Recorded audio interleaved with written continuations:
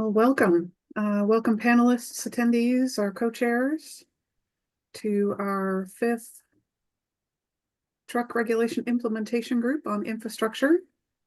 Recapping a bit, our last few infrastructure TRIG meetings have focused primarily on aspects of grid and charging infrastructure, things like capacity issues, process and timing for grid upgrades, interconnection timing, charger energization, and available funding for charging station installations.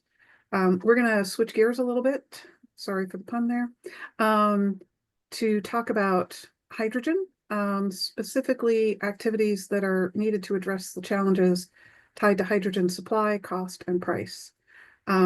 It's every time we get into a conversation about hydrogen, the first thing that comes up is cost and price. And with the current high price of retail hydrogen, it seems to stop us from getting into too much detail about other aspects of adopting fuel cells and hydrogen. But so we're going to start there, and to the extent possible, also cover some of these other topics. With hydrogen and fuel cell technology, we've always known that we need the fueling, we need scale and careful rollout to match production with demand. And as we have talked about over the years, the tried and true chicken and egg story keeps coming back. But we have learned a lot from light duty that hydrogen stations have to be present. Hydrogen production needs to be present in order to have technology adoption on the vehicle side. So with that, we've invited experts from various aspects of the supply chain to talk about what's happening in the hydrogen space today and on the horizon. So we'll start with the fleet perspective seen through the eyes of a dealership. And then we'll move into presentations about Arches, giving us an overview of the program and the assumptions that go into the goal of $6 per kilogram.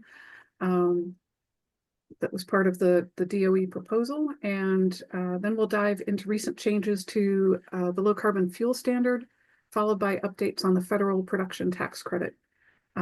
Both would have the effect of lowering the price of hydrogen, it's assumed, at the pump. And we'll wrap up with perspectives and future plans from a renewable hydrogen producer and truck stop station developer, followed by updates from OEMs on their fuel cell truck development and commercialization plans. So looking forward to having a robust set of presentations, but especially a conversation after all of that with our panelists to really explore what's going on with hydrogen and fuel cell vehicles, how that might apply to implementation of the Advanced Clean Fleets regulation. And with that, I'll turn it over to Leslie. Hi, thank you very much, Annalisa. But before we start, it seems to be front and center on everybody's minds about the Advanced Clean Fleets waiver from the US EPA. So here's an update. We're still waiting for a decision from EPA on the waiver. For more information, we want you to check out the updated ACF enforcement notice dated October 25th. It's posted on both the ACF regulations and advisories webpage, as well as the ACF fact sheets webpage. And just want to let you know that CARB is still moving forward with the state and local government agency requirements of ACF. But if you do have any questions, please send them to zevfleet@arb.ca.gov, because today's discussion is about hydrogen. So let's get started. We want to start with our first, before we go into the presentations, just let you know that the slide deck and a recording of this meeting will be posted on the meetings and events calendar for ACF. For this November 4th meeting, and it'll be posted there within a few weeks of this meeting. Our first presenter is Lisa McGee, so maybe you can advance to the next slide. And I'll just give her a little introduction. Lisa, show yourself and turn on your mic. Lisa is the ZEV Programs and Affairs Manager at Tom's Truck Center, and also an active participant on this TRIG panel. I've asked her to share her perspectives on fleet customer experiences with selling and leasing zero-emission trucks, and especially the challenges her customers are facing with fuel cell truck adoption. Take it away, Lisa. Hi there, everybody. Yes, thanks, Leslie. We are an award-winning commercial medium heavy-duty truck dealership, and we've been around since 1949, and we're digging deep into making sure we provide better choices for our customer that is including not only the battery electric, but also the hydrogen. We can go to the next slide. Am I controlling? Okay, thanks. All right, so this is a look at our modular hydrogen station that we actually have at our Santa Fe Springs site. This is the Plug Power equipment that arrived at site on August 1st. This permitting took us 3.5 months. We opened the site officially on August 12th, 2024. This is a project that is in conjunction with our partnership with Nikola, and Hyla is their brand as it relates to their infrastructure for hydrogen stations. Next slide.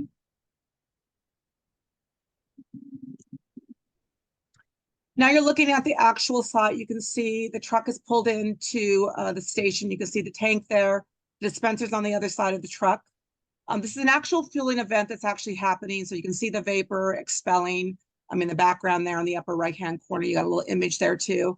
So some of the information I'm going to share with you is really about our real-world experience that we're experiencing for these truck drivers with the hydrogen trucks. We're averaging about, we have a capacity of 25 trucks currently with the one tank. We're permitted for 2 tanks, so that'll allow us up to 50 trucks a day.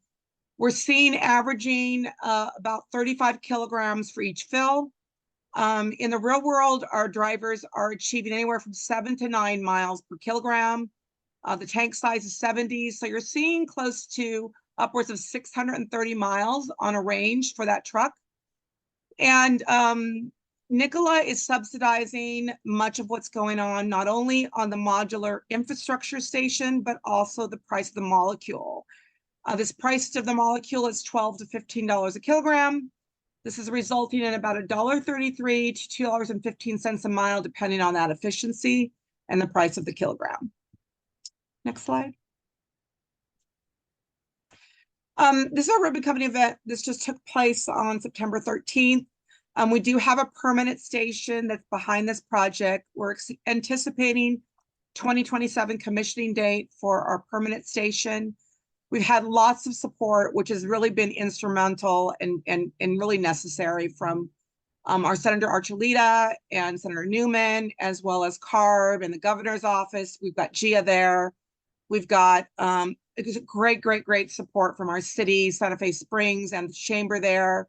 So this isn't possible without the government stepping up and really supporting. So I can't say enough to these projects. We can't do it without them. So thank you. Next slide. This is the modular stations that Hyla has currently. Tom's Trucks is the 6th one. So they started out in Coolidge, Arizona. They got 2 sites now in Ontario. The 4th site was opened up in Portland, Oakland, which is part of a partnership with First Element Fuels heavy duty truck station up there. The 5th was Long Beach, and the 6th was Tom's Trucks. By the end of this year, they've got 4 others that you can see listed here. And in 2025, they'll have a total of 25 modular stations. And then going into the next 2026, they'll have a mix between their permanent station and their modular stations with about an anticipated 60 total stations. What's also interesting is that Nikola's already got a total of 2 million miles achieved by their customers. And they're making these modular stations between 3 different types of OEMs. Chart Industries is one, Taylor Wharton, and Plug Power, which is where we've got our station. So each one of these deployments are testing out these OEMs currently right now, these different sites. Next slide. Just another information associated with this technology. More investments are needed for the bays. In order to work on these trucks on the inside of a bay, you have to have a certification. We spent upwards of $85,000 just for this one bay. It requires leak detection, ventilation, gas detection, a ceiling for the flooring, all to make sure it's safe. Next slide. This is just giving you some background on some of the subsidies and the results, because the HVIP program is so lucrative when it comes to its rebate amounts. So we're seeing rebates as a minimum of on average of 50% up to as high as 90% on the cost of the truck. Many of these operators are drayage operators, so they're getting a plus up for that. You're also getting a plus up with the POLA. The price of the truck is around $515,000 for our model 2025, but we also have a program, which is our Try Before You Buy program, with zero upfront investment costs. It's literally intended to make sure that fleets get an opportunity to try out the program, rent it or lease it short term, to make sure that they're understanding more about this particular technology in their application. There are restrictions as it relates to this program, but it's another way for us to help educate and provide real world information to these end users. Next slide. In our program at Tom's Trucks, we're heavily dependent on HVIP. We haven't sold one of these trucks without the HVIP program. And this is just showing you in the 2023 data that ended in December of 2023, we had a total of 358 fuel cell trucks in the program. Tom's Trucks has 188 of those in 2023. So we're seeing a strong uptick in the trucks with hydrogen. Next slide. I think this is my last slide. This is really just digging into a little more details. I thought this is really good to hear. This is 4,500 trucks in the program since the beginning of HVIP, which began in 2011. This data is good through September 30th, 2024. And this is just lining up all of the zero emission BEVs and hydrogen in this particular chart. The insert is where I've just got the fuel cell. The fuel cell includes 5 different OEMs, whether it's bus and truck, and the other bigger data is just the medium heavy duty trucks. So we've got a total of 733 bus and trucks in hydrogen. 483 are by Nikola, which just started 2 years ago. And the delivery of those just started 1 year ago, specifically in December. So they've got 66%, and they have delivered the most amount of trucks in hydrogen between the history of the program. So a lot has been changed by Nikola's deployment. They pioneer a lot. They've subsidized a lot. So I can't say enough for what they've done to our industry for the truck operators. So thank you very much. And next slide. This is just showing you all the ZEV. We have over 15 models available at Tom's Trucks for all ZEVs. And then the last slide is just my contact information. Next slide. And it just gives you our contact information. Sorry. Okay, so it's not there, but the contact information. And we've got 2 locations, one in Santa Ana and one in Santa Fe Springs. Thank you.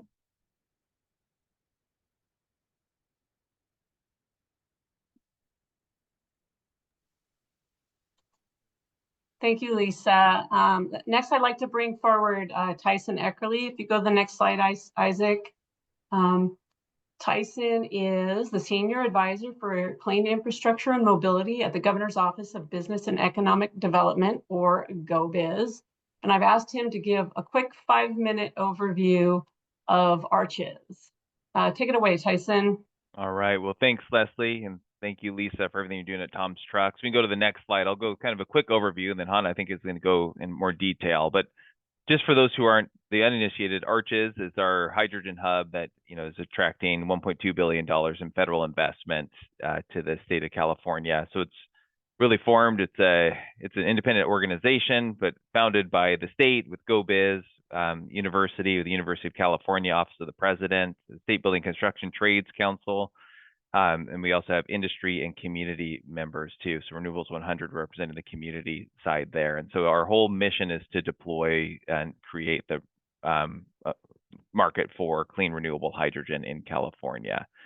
And so if you go to the next slide, and we can go to, there's lots we can talk about. I just want to talk a little bit about where we are in the process. So we were awarded funding from the Department of Energy. So we did the application, we went through the negotiation, and now we're in phase 1, which is a 12 to 18 month process. It's up to $30 million from the DOE to help fund that detailed planning. And there's a bunch of go, no goes we have to go through to get to phase 2, which is more like the permitting. Phase 3 would be the installation and construction, and then phase 4, ramping up and operating. So when you look at it from soup to nuts, it's that, we're targeting to get by 2030, we'd have the system in place. If you go to the next slide, I think what Arches is a statewide ecosystem. There's, we have the tiering of projects that actually are going to get DOE funding. So we had 39 projects initially to get DOE funding. Tier 2 projects, are projects that we would fund if we had additional funding, but we didn't. And so we're working to get those all structured as well. But if you look at the actual amount of money that's brought in, it's $1.2 billion from the federal government, but then 11.7 in additional funding. That's including, funding from the state, from private capital, from fees, bonds, municipalities. You can see the breakdown there. So it's a pretty impressive, collection of capital. If you go to the next slide, it should show the ecosystem view. And so essentially, if you look here, we're all focused on transportation for this. And, going from left to right, we have renewable feedstock. So it's all electrolysis or biogenic driven. And then investments from Arches will help, with the distribution. So it's, liquid hydrogen trucks. It's also 165 miles of pipelines, a little bit of above ground storage, but all driving towards our initial market. So the hydrogen for power generation, those are big off takers that can sign agreements right at the jump to help get the production of hydrogen up, but it's really driving that cost down so that we can get to the transportation segment. And that's the larger offtakes. You see those numbers, those are the metric tons per day. So on the transportation, it's about half of the overall consumption. So focusing on about 5,000 trucks and 1,000 buses. And then we also have cargo handling equipment there. And so ideally, matching the offtake with supply can help drive down costs, especially as we leverage across these multiple sectors. And so if we go to the next slide, this is kind of a statewide view of the map. So in the teal, those circles, those are the production sites. You can see a lot of it in the Central Valley, but scattered throughout the state. And then the orange is where the offtake is. You can see big offtake centers at the ports, but also connecting in through the rest of the state. In the North State, there you can see that's a fueling facility as an example. And so that we see transportation, following the traditional logistical routes, going into I-10 into Texas and north into the North States as well. But then if you look at on the right here, right now all of our clean hydrogen is focused on transportation, but we're trying to open up the markets. And it really, if you drive towards 2032, you can see a big scale up, but really 2045, and everything's anchored at the scoping plan, where we have to scale up 1,700 times from where we were last year to meet our climate goals. And that opens up new markets like maritime, aviation, agriculture, with fertilizer and stuff. So it's an exciting time. If you go to the next slide. So in the next few days, we're going to release actually a request for information on our heavy duty fuel cell vehicle market development incentive strategy. And so what we're trying to do is take kind of where we are today and then leverage what's happening with Arches across the supply chain and pull all the pieces together to drive down costs and increase certainty from a longer term time horizon. And so just flagging that as it comes out will help, the resources board will help distribute it, but it'd be great to get people's feedback directly in there. Are there things we should be doing different, considering to make this system work better, so that at the end of the day, the fleets who have to make the decision to say yes can say yes with confidence that they are going to be able to deliver the services that they are signed up to deliver and at a cost that's competitive. And so that's really our overarching objective. So that'll be coming shortly from Arches. If you go to the next slide, I think that was it. So hopefully I was fast enough, but thank you, everybody. I think we'll go next to, I'll let you go do the introduction, Leslie. Thank you. I had some other slides in there, but sorry. I think we're fine. And if we need more questions, you'll be here for questions if people have them. Our next speaker is Hannah Brunig. Hannah is staff scientist at Lawrence Berkeley National Lab, and she's going to talk about some of the assumptions behind the hydrogen cost projections in ARCHES. Yeah, great. Thank you for the introduction. Happy to be here and happy to see you, Tyson. So the team shown here is at the Lawrence Berkeley National Lab. This is a team working on the model that I'm going to walk through that goes behind some of the costs, but also the life cycle assessment of the hub. So looking at air emissions, greenhouse gas emissions, and those are very important for understanding how policy implications may affect credits that could come to the hydrogen hub. But this is work coming out of multiple institutes, including UC Davis, UC Irvine, UC Berkeley, NREL, and Renewables 100 as a systems analysis team working with ARCHES. So if you go to the next slide, please. This, maybe just click through it. This shows the ecosystem that Tyson walked you through. And just keep clicking through. 1, 2, there you go. And so each of these, I'm going to show you how we turn them into basically a module that is taking in data from whether it's literature or companies and putting them together into supply and demand interconnections.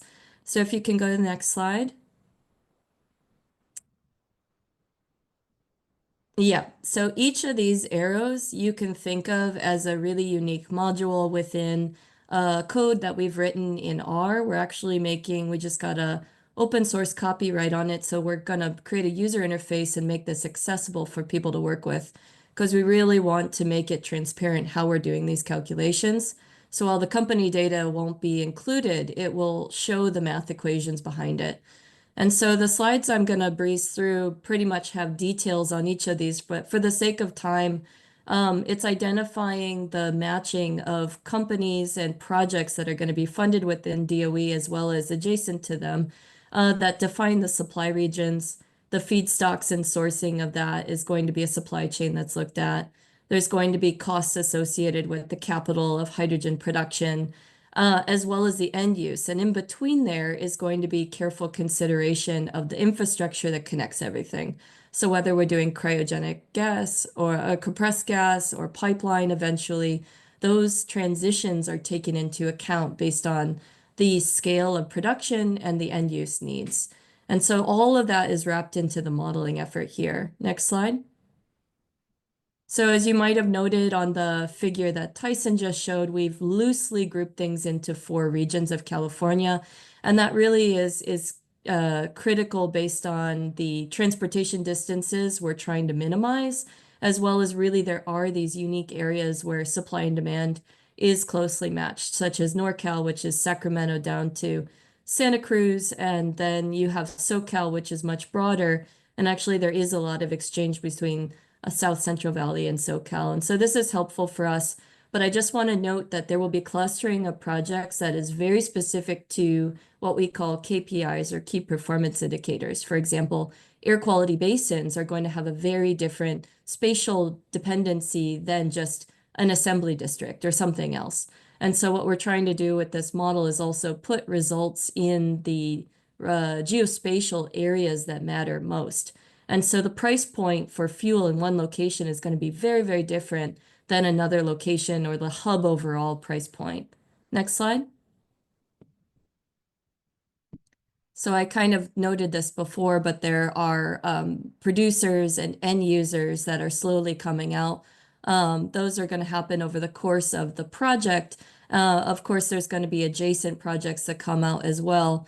And this matching of supply and demand and potential delays in these projects is all going to have to be put into the model. So we're going to have a very iterative kind of troubleshooting role that we play as a systems analysis team. Can you go to the next slide?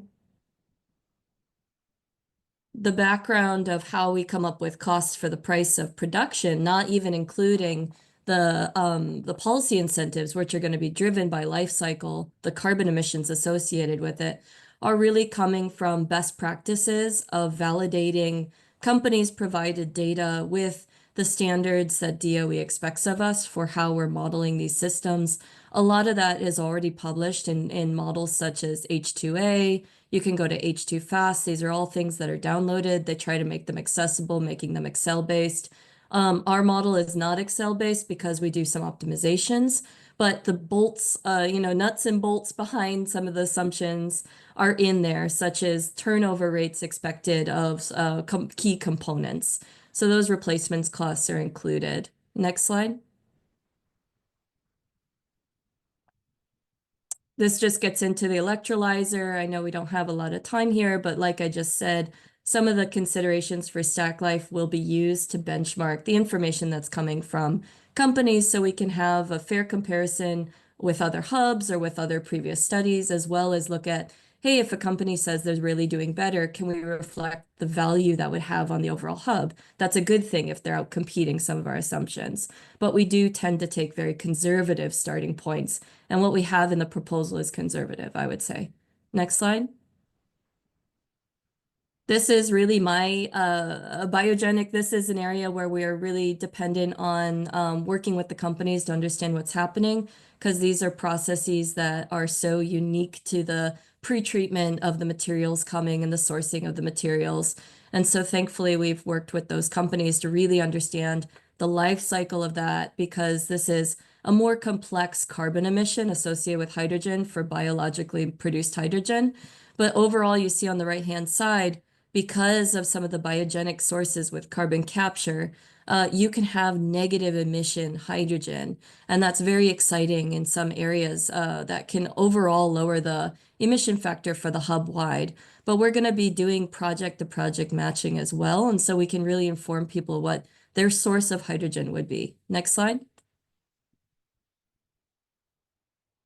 Thank you. So this is an exciting part. This is probably one of the more complex parts of the modeling, because we have a lot of changes in the demand for hydrogen, the placement of these heavy duty refueling stations, and the needs of what kind of purity and whether it's compressed gas or cryogenic is going to be needed by the end user.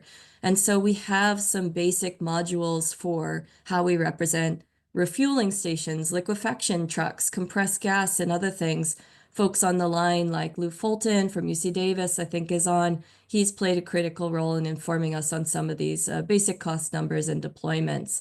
But ultimately, those prices of infrastructure and storage that includes things like half a day of backup storage or seasonal storage, those are represented in our numbers before even we talk about markup. Next slide. So distribution, I mentioned as well, so we can go past this, but really looking at ultimately pipelines coming in strategic areas and the displacement of the capital that originally might be put in place, whether that's compressed gas systems that are now no longer needed. And so these are things we have to think about as well on the financing side. And then there's just consideration about if we are trucking it, are we assuming diesel versus fuel cell electric trucks? That's also true for the biological shipments if we're looking at municipal solid waste, for example. And I take a very conservative approach, assuming diesel initially and then working up from there. So we can only get better from diesel. Next slide. So point of sale, this is a really interesting piece. We relied on the DOE H2Fast model, but in a nutshell, you have your techno-economic analysis, which gives you your minimum sales price, right, to break even. And then from there, you think about what's the impact of transport cost, what's the impact of potential credits that you now apply for, whether you're going for your carbon capture or whether you're going for hydrogen production. We're very careful about accounting in what kind of credits can lower your overall price. And then from there, there's probably going to be a markup depending on what Arches decides for their ecosystem or whether there's individual market needs to be making a revenue stream rather than just breaking even. And so those are scenarios that you can build in to ultimately see the price point. However, a key piece that we did here is we understood market liftoff for refueling stations, heavy duty, looks very different than it might for a power facility. And so each of these markets has different capabilities for handling high price hydrogen.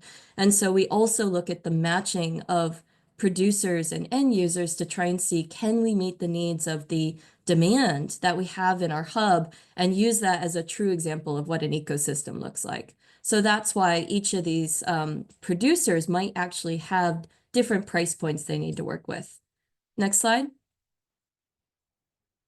And just kind of wrapping up, I'll just show a couple example outputs. These are kind of dummy representatives, but it shows the net CO2 emissions that are coming from producers, the things they'd have to submit to get approval for their production tax credits, right? But we don't just care about that. We care about the whole supply chain and what we're offsetting in communities. And so then we have the CO2 emissions avoided by the whole hub. And each of those could be by region, assembly district, whatever people ask of us. And then we have things that could be on the finances, such as revenue streams, net present value, total cost of hydrogen production. Next slide. This just shows, again, the end users.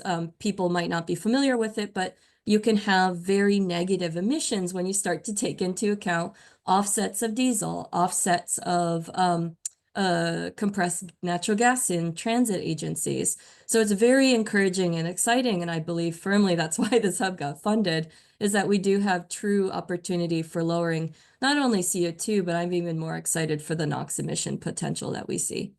And then finally, because I think I'm out of time now, I'll just wrap up by saying there's a high level of detail we're building, but this is only the starting place. This is based on pretty much 2 years of work with a really great team. But with the funding that's coming, each of these modules is only going to become more sophisticated. And we're really excited to see this develop over the next few years. Thank you, Leslie. Thank you so much, Hannah. I'm really impressed with that. I'm just gonna say, thanks so much for your presentation. And you're right on time. We're bringing up our next speaker now. This is Ben Nicholson. He's with CARB. And he's a staff air pollution specialist who works on CARB's low carbon fuel standard team. He's going to share some of the amendments to the LCFS regulation that relate to hydrogen infrastructure. So take it away, Ben. Hello, everyone. We could advance to the first slide, please. California's low carbon fuel standard program since 2019 has incentivized light duty hydrogen stations by guaranteeing LCFS credits to station owners who keep the stations operating and available to the public. This guarantee ensures a quarterly stream of LCFS credits regardless of actual demand, reducing risk and demand uncertainty for developing new stations. Every public hydrogen station in California participates in this program. CARB is now proposing a new LCFS incentive program for heavy-duty hydrogen refueling stations.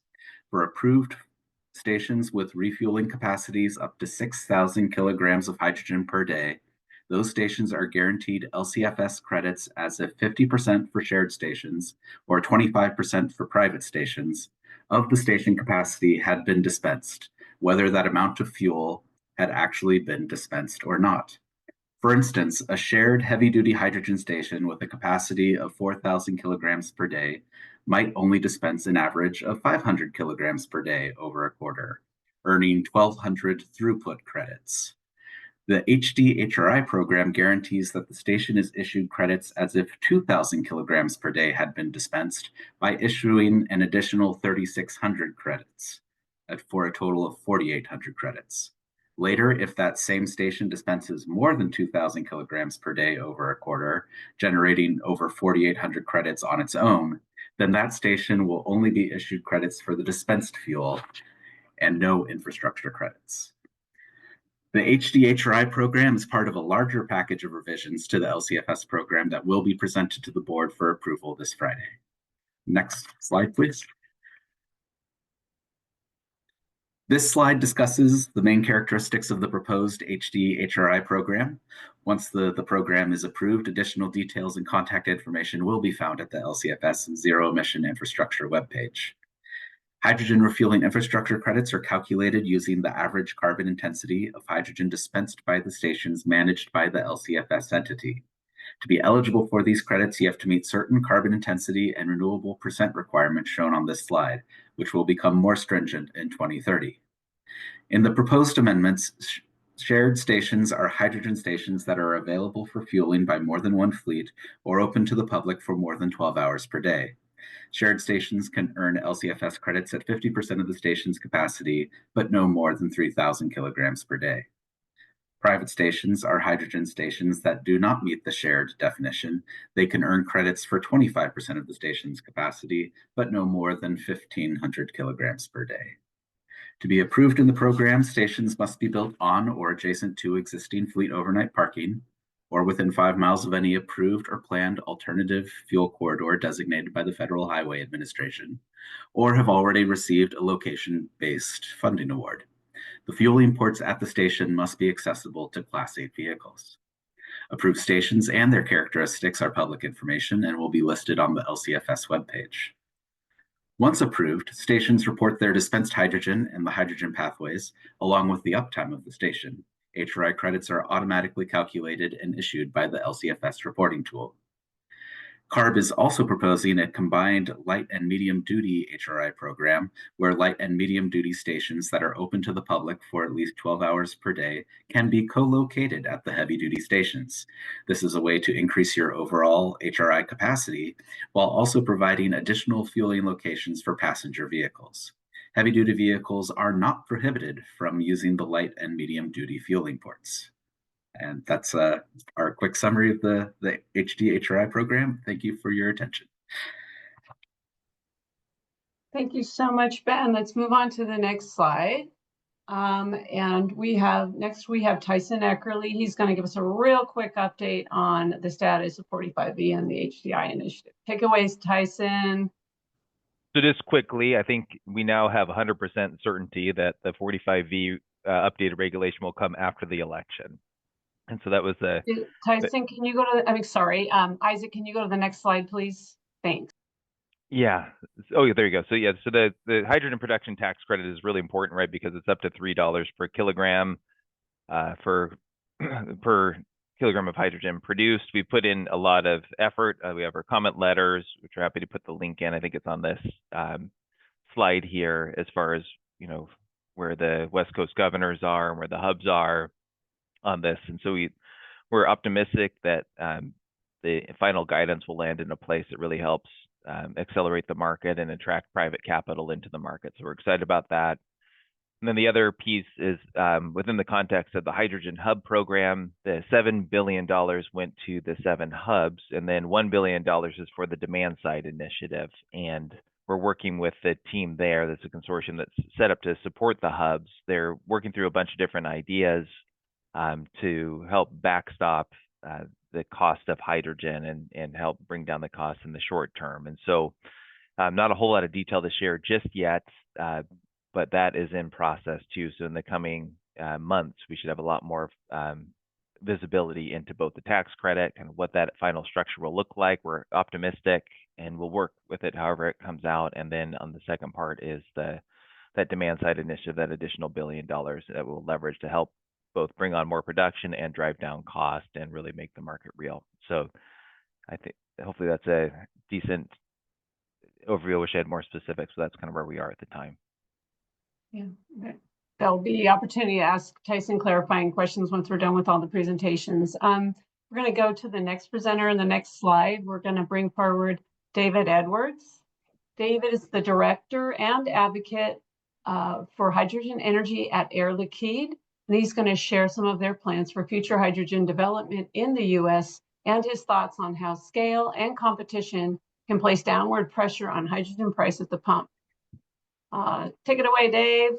Great, thank you, Leslie. So to start off with, I am representing Air Liquide, although I'm going to try to keep things rather general and try to be more representative of maybe the industry as a whole and not just an Air Liquide perspective, although I'm going to use a lot of Air Liquide examples. The other thing I'd like to comment on is that Hannah gave a great overview of the level of detail that's required to really understand the cost of hydrogen. What I'm going to do is I'm going to go the other direction and point out some of the general rules of thumb of how to think about how does scale and how do some of the other activities in the market potentially impact that. And when Hannah finishes her modeling, hopefully it is aligned with the things that we're actually seeing in the markets, and that'll give us a mechanism for the detailed calculations.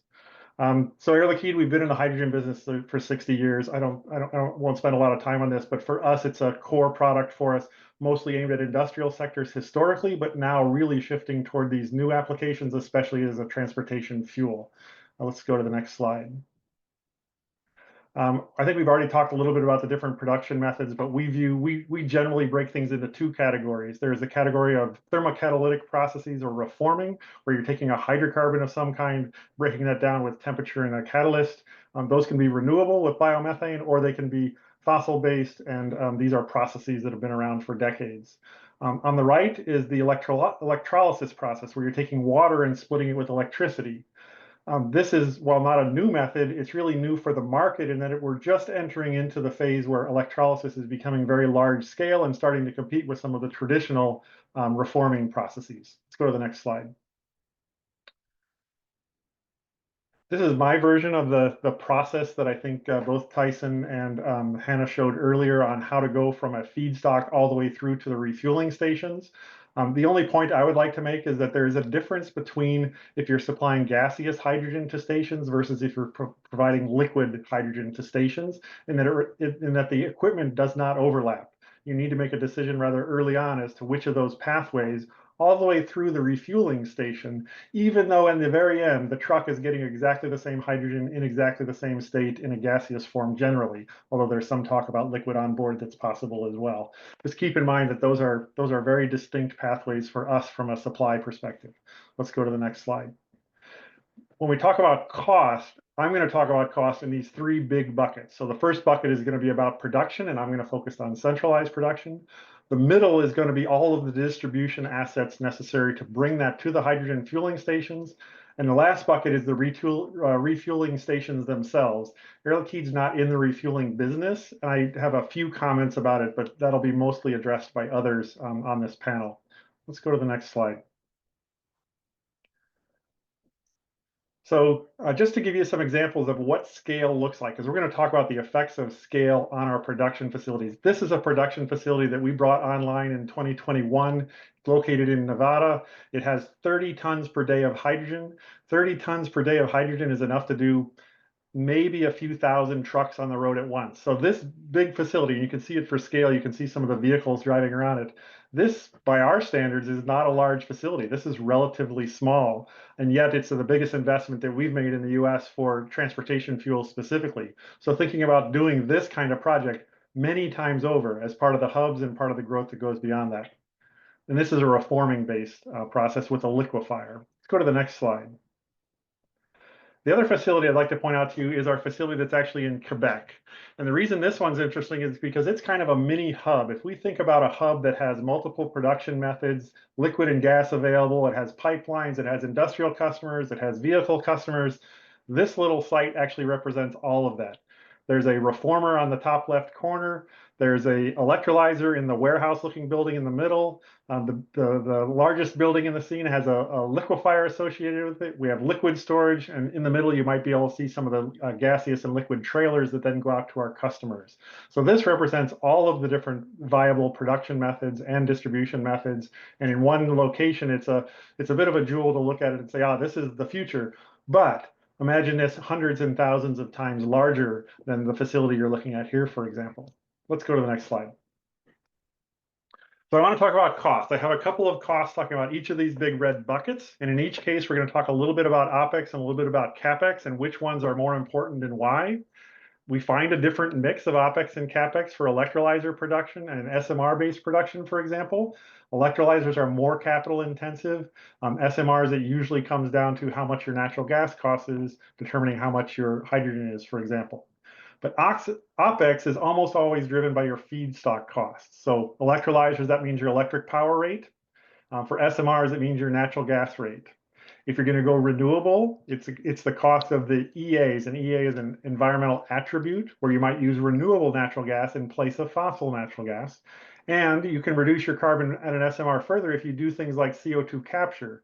But the cost and value is very uncertain and very location dependent if you're going to do CO2 capture, for example.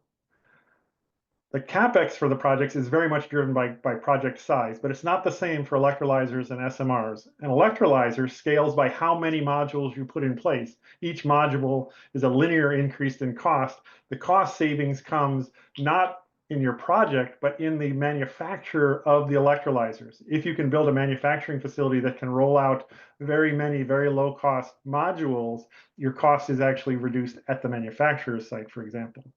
Whereas for SMRs, liquefiers, and CCS projects, they simply get bigger with scale. That instead of that Nevada plant you saw, imagine everything in that picture being 10 times bigger, then you get a cost of a scale, a reduction in cost. And as a chemical engineer, we think about the 0.6 rule for chemical facilities. That means as you increase the ratio of your costs increase by the ratio of 0.6 to the size.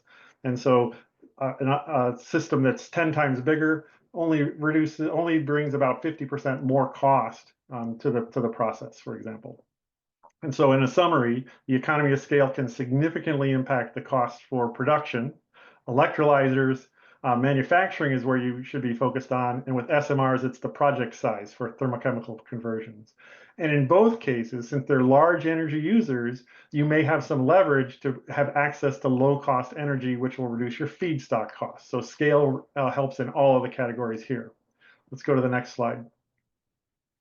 For distribution, things are a little bit different. It's still OpEx and CapEx, but for a gaseous supply system, it's almost all driven by OpEx. And for the liquefier, you replace some of that OpEx with CapEx by putting in a liquefier to do the liquefaction, for example. Gaseous distribution is less efficient in that it requires many more deliveries. It can be 5 to 10 times more deliveries to get the same number of molecules to a station, which therefore requires more trailers, more drivers, more infrastructure generally for the distribution. Liquid, on the other hand, you put the energy, or you require additional energy in the production of liquid hydrogen, up to 25% more power. And in the CapEx of the process can be about 50% more at the production facility. And as I said, these are all just general rules. They are very, very dependent on individual projects and aren't representative of any particular installation, for example.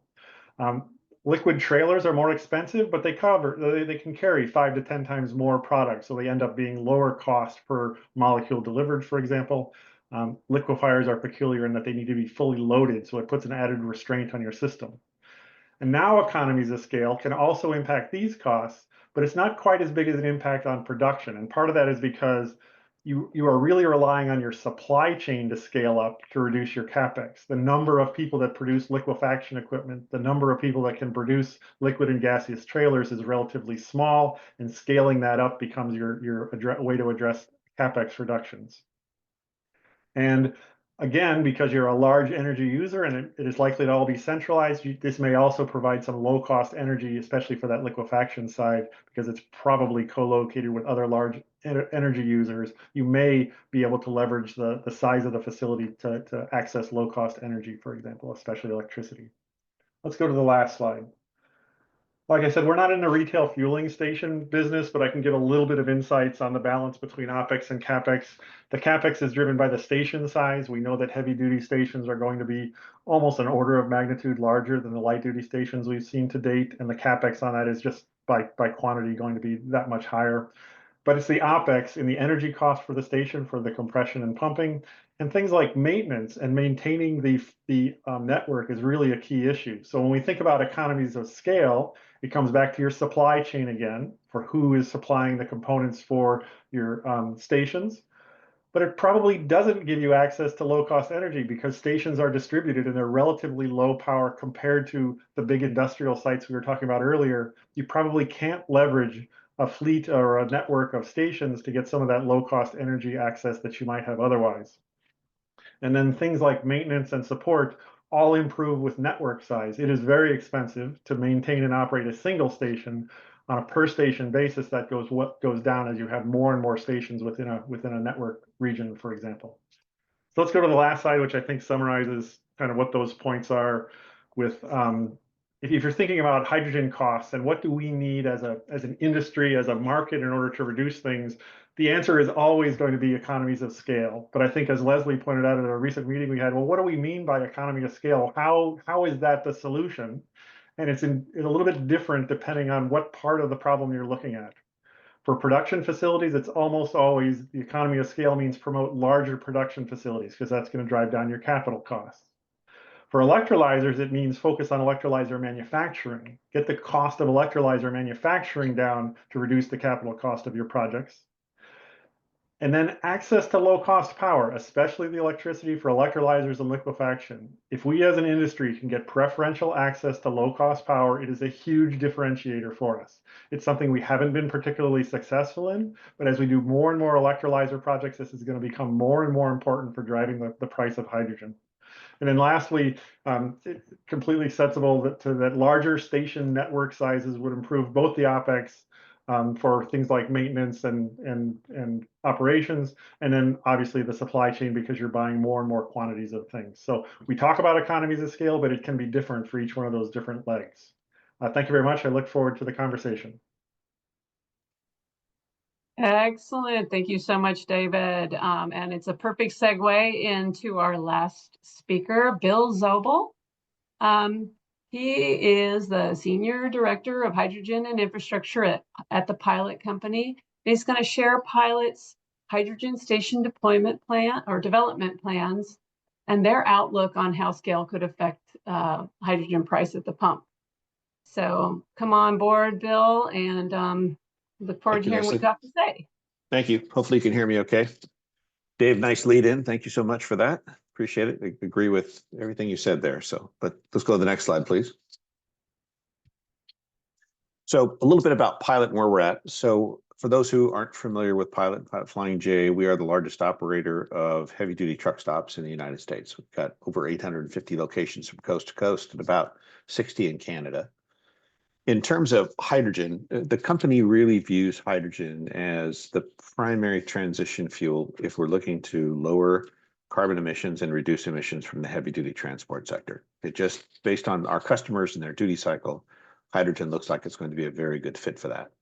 So Pilot has elected to move into this space and move into it in a serious way. And I'll get into some of those details here in just a minute.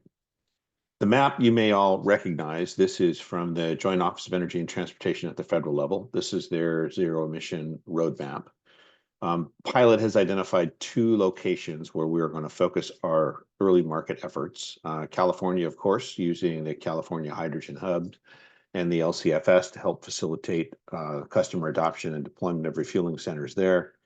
And then the High Velocity Hydrogen Hub in Texas, along with the Texas T-Hive program, which is their equivalent of an HVIP program to incentivize the deployment of heavy-duty trucks. It's important for folks, I think, to recognize here that the transition of, in particular, the transportation space over to hydrogen is not an economic transition. It's not something that people are just going to do on the natural. It's going to require government incentives that are going to have to be long-term and continue to support and sustain the market until we reach a point that Dave described very well, I think, of scale. Once we hit scale, then the cost of things start to come down pretty quickly, and then it can become a much more economic transition. But to get this market started, it's going to take a sustained level of policy to get us to where we need to go. I know there's a lot of uncertainty at this point in the market. The election's a day away, so we'll find out more, I think, after the election where things are headed. Will a new administration change things? I don't think anybody's sure. Our thinking at this point is that, well, it likely a lot of the pieces that have been put in play at the federal level for hydrogen will continue, but there's still some uncertainty out there, I should say, that may affect these plans one way or the other. Why don't we go to the next slide, Leslie? So in terms of what we're looking at for California, let's focus on that. Let's start with the map over on the right-hand side. So you can see we've got a couple of different phases of our deployment strategy here. One is we're calling our phase 1 deployment, which are 3 locations, primarily in the South Central Valley and Southern California, driven by local and state level grants to help deploy those locations. These are going to be highly dependent on CARB's LCFS program, which Ben described earlier. And going to talk a little bit, he talked a little bit about that. That's very important to not only those stations, but the other stations that are listed here as part of the ARCHES program. We've got 10 stations assigned to us through the ARCHES Hydrogen Hub. There are more than 10 red dots here, as you can see, but these are the ones that we've been looking at that provide the best opportunity, we think, for our customers and in terms of a real estate footprint to help deploy this network across the state from all the way from the Mexican border to the border with Oregon, and from the Pacific Ocean out to Arizona. A little bit about the stations that we're looking at deploying. We would like to be in a situation where we're deploying the same station everywhere. In other words, the people refer to it as the Southwest model, right? Where everything is the same, you've got the same equipment. Your technicians are familiar with that equipment, they know how to work on it. The stations will effectively be designed for heavy duty refueling only. We don't plan on servicing the light duty market in our heavy duty lanes. They would be designed for what I'll call an effective capacity of about 8 tons a day or 8,000 kilograms a day, and should serve somewhere in the neighborhood of 200 trucks per day per location. Could probably do more than that depending on the level of truck refueling, but that's about what we see these stations will be able to handle. We'll have about 4 tons of on-site liquid storage, which should be plenty for the early market. If we get into a situation where we start running short on supply, we either run more deliveries or add storage to the particular location. Importantly, we're trying to give our customers a diesel-like experience. We want them to transition from one fuel to the other fuel and have it be as seamless as it possibly can be. So the efficiency and effectiveness of the refueling experience is going to be important. And by that, I mean the stations have to be online. They have to be have a very high level of reliability so that when a customer pulls in, they've always got a way to get fuel. And number 2, they have to be refueled quickly. So we're looking at a 4+ kilogram per minute refueling rate, which should have these tractors filled somewhere in the 10 to 15 minute time frame. Each station would be equipped with 2 refueling lanes, it is modular, so we can expand this as we need to as we go forward. With again, the goal here being we want a seamless transition for the customer that's very similar to the diesel experience they have today. I think we go to the next slide, that just picture of what it is we're intending on building. This is just a rendering of one of our locations. This one is a bit unique. It's got a piece of property down towards the end of it. Will be in Rialto, California. This location, as you can see, is built for 2 lanes. It's got the single storage tank with the twin pumps. You can see it's a liquid design. Dave touched on that a little bit. We had to decide up front which direction we were going to do or going to go. Pilot has selected to go with liquid hydrogen stations, so we don't have to build these things twice. As the market scales, we want to make sure we've got the right technology for larger volume deployments in the future. And you can see where the liquid hydrogen truck sits here in this picture. We can actually put 2 more lanes in there if we need to quickly expand this to 4 lanes as needed. Next slide, please, Leslie. This is a little bit about our timeline. What we're looking at, these are the state grants and local grants that we have in play today in the top couple of boxes there. I think we've got some folks on the phone that have helped us with that. Vivian, thank you very much. And then the bottom box is the federal grants. And what this shows is really the timeline by which we need to deploy these assets to make sure that we've taken advantage of the grants and putting them in play per the contract with the associated agency. So for the state and local grants, those are the ones that were up in blue in the original picture. Those will be near term. A little bit longer term, trailing by a year or 2 will be the arches and the stations in Texas. Next slide, please. So what's it going to take, right? How do we continue to build this out? How do we reach final investment decision on the bulk of this network to get up to the number of stations that we're looking at to make the program effective and reach the level of scale that's necessary to start to bring this cost down? I've listed a couple of things here. This is certainly not an exhaustive list. A flexible 45V program is going to be important with guidance that's coming out here prior to the end of the year. A commercially effective LCFS program, and I will tip my hat to the Air Resources Board. They've done a phenomenal job, I think, of pulling that together. We're very happy with where that program is headed, and it's largely driving our development efforts here at Pilot. Or some resolution around the California waiver. That's going to be important. I think that's going to affect uptick and customer adoption longer term. And then, of course, the continued funding for trucks, whether it's HVIP, port funding, or some other source of funding that continues to offset what will be, I think, for the near term, a very high cost of the tractor. So I think that wraps it up, Leslie. Thank you. All right, thank you so much, Bill. So before we go into the clarifying questions, we still have one more group of inputs that we decided sort of at the last minute to add to the agenda. And that's OEM updates. And so perhaps maybe go to the next slide. Is Oli, and I'm asking Mac to look for hand raises from Oli Hoffelman from Nikola. He wanted to give his update verbally, and he raised his hand. So go ahead and unmute his mic so he can go forward with his comments.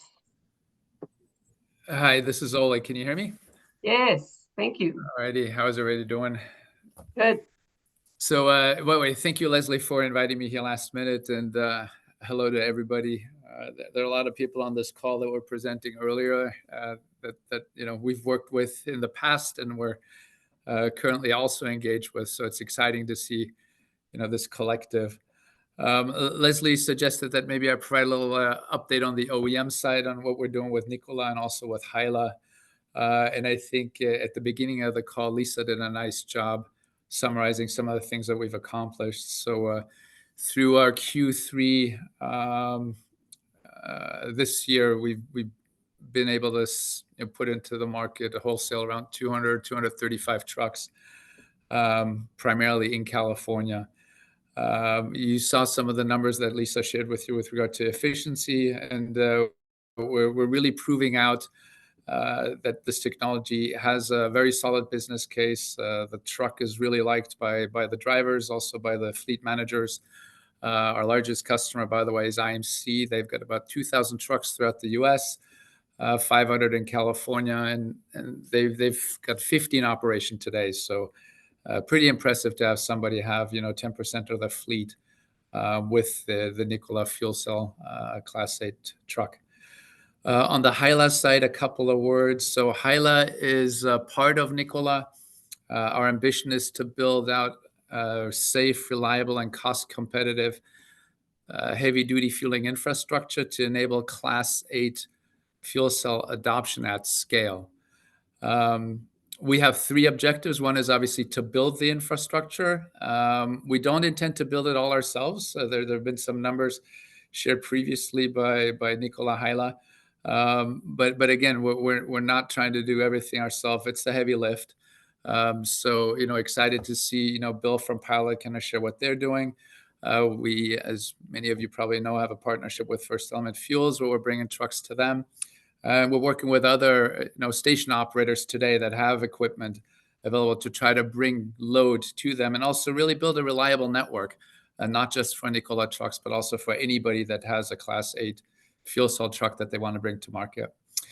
Our other objective, and I think it's something that I'd really like to stress to the group here, we work with our suppliers and their subs on ensuring that the equipment they provide, again, it has to be safe, right? I mean, that's condition for doing business, but it has to also be reliable. And Bill made the point to availability for our customers. And also it has to be cost competitive in the end. If we don't have reliability, if we don't have cost competitive solutions, we don't have a sustainable business model. And so our approach has been to work with our partners, such as the Charts, the Plugs, the Taylor Whartons, the Bennett's, the Angies, the Flowserves, the Nikisos, et cetera, to really ensure that we are developing infrastructure that can meet what everybody is looking for with regard to a price point that's dispensed. The last objective we have is to be really, I would say, a stakeholder in the ecosystem that tries to drive things forward. And what I mean by that is today, the value chain that we've all seen here presented either by Hannah or by David is out of whack. The way it's being set up today is whoever invests in infrastructure has to bear the burden of growing the market and observing, taking in all the losses. That is not sustainable. And what we're trying to advocate for, and I think the hubs go in the right direction, but we are really trying to advocate for the fact that anybody that wants to invest in this ecosystem should make their return based on the price dispensed at the pump. And one other thing that we advocate as well is that we need to bring in customers, end users into these conversations to make sure that we have a realistic transition plan to achieve what we all believe we can achieve, which is green hydrogen at scale in the transportation sector.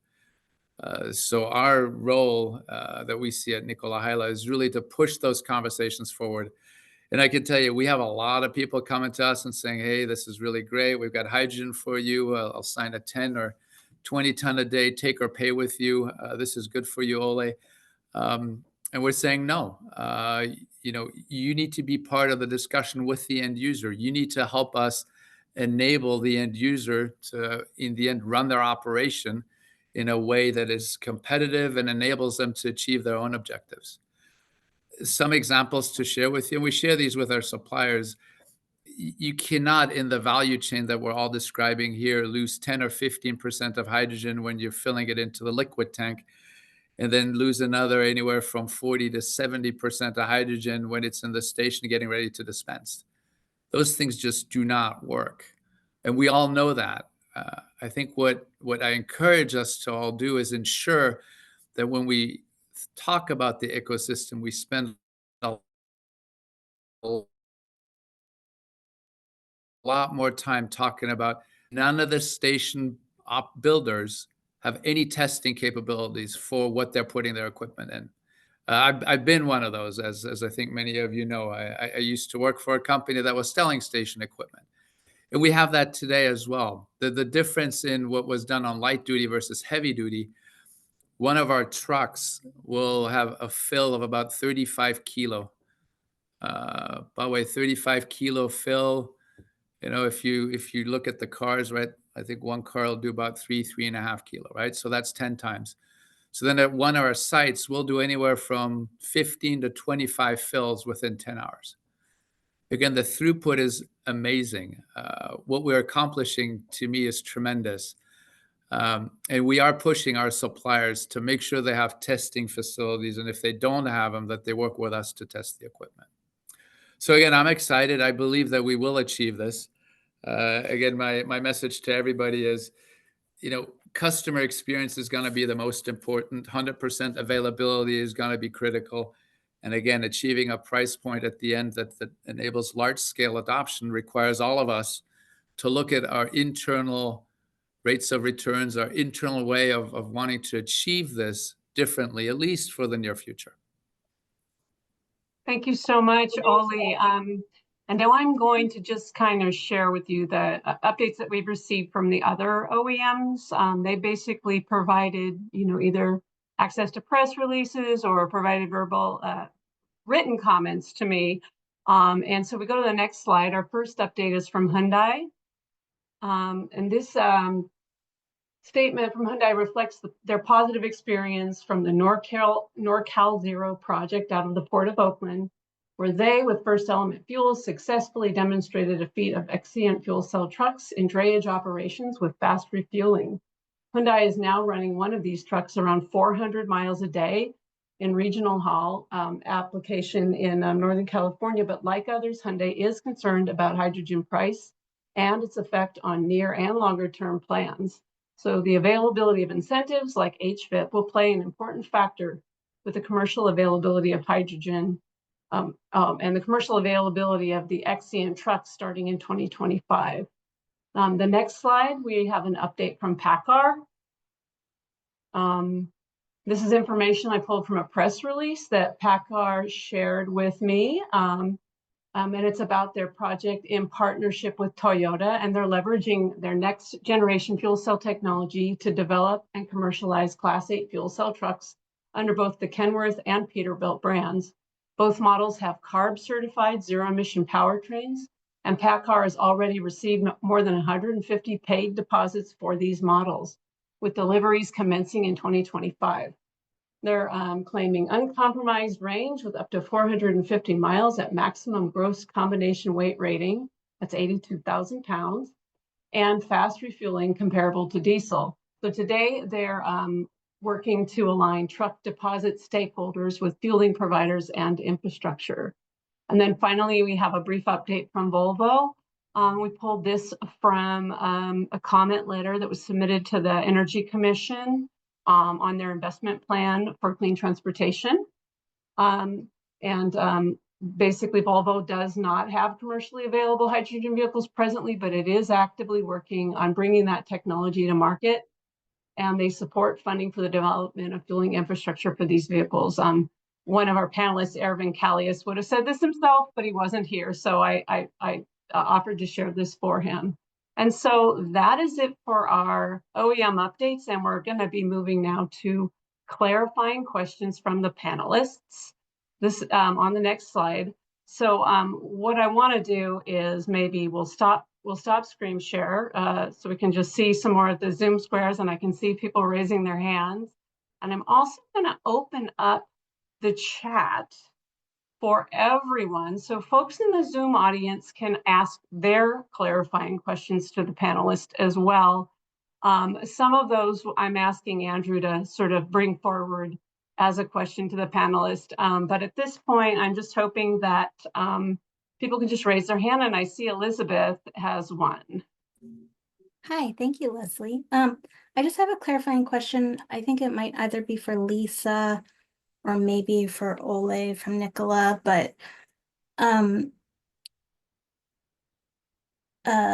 think I have a question about the HYLA refuelers.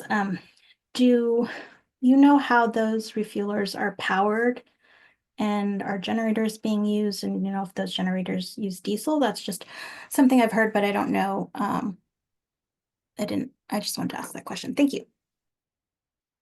Yes, they are being used with generators that are diesel. Does anybody else have a clarifying question?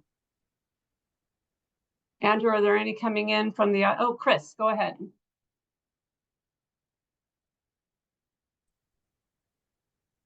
Good afternoon, everyone. Chris Shimoda with the California Trucking Association. I think this question is probably for David. Two-part question. So, David, great information on your slides, and was wondering if you could elaborate a bit on how each piece from production to distribution and then the dispensing equates to a rough percentage of the price of the actual like retail cost per kilogram. Is there a generally accepted ratio between the three, or is it just going to depend on your path? And then just one follow-up after that.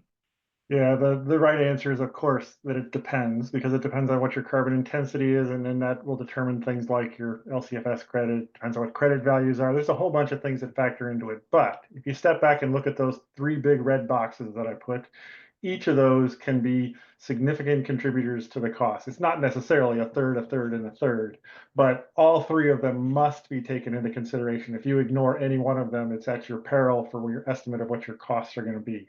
The point I was making in my presentation is that then scale affects each of those boxes differently, and it's a different mechanism by which the cost reduction happens. But it is absolutely dependent upon the pathway, as you pointed out in your own question. Got it. Thank you, David. And this might be for either you or Bill. I know that the retail cost, at least for transportation hydrogen, increased in the, let's call it like early 2020s. Was there something in particular that drove that cost increase? I know that we were like south of $20 a kilogram, but then hovered north.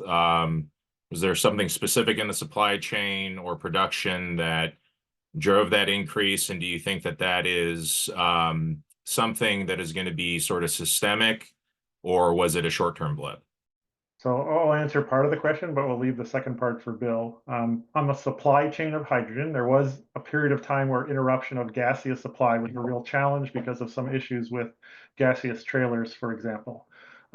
That is a unfortunate consequence of a low number of vehicles available, low number of trailers available, and a difficulty in getting supply chain to address the issue quickly and replace those trailers, for example. So that was a supply chain issue on the gaseous side, but that was really only part of the equation, and I'll leave the station side to maybe Bill can expand on that a little.